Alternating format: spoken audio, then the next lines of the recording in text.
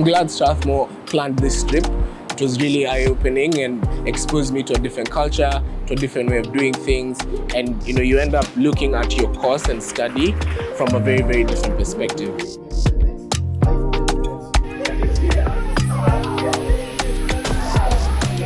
We've been able to visit the National University of Singapore, where we're able to learn about their master's programs in finance and sustainable finance. And also, we visited the Monetary Authority of Singapore.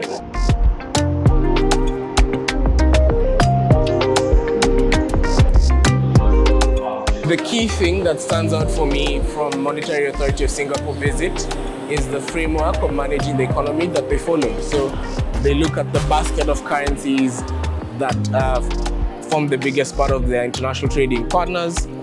Then they set bands within which their currency needs to fluctuate with regard to those international currency trading partners.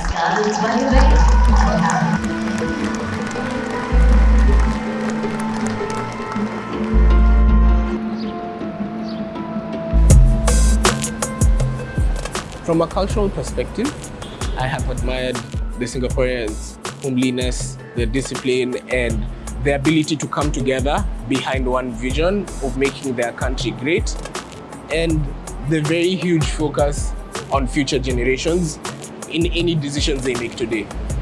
Be it infrastructural decisions, be it educational decisions. As a country, they make decisions for the future.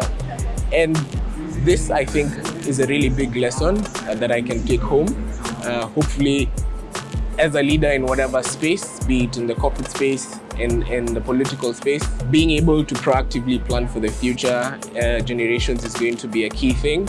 In addition to pushing for a meritocratic system where the best and brightest remain to be helping the country make decisions and helping the country move forward into the future.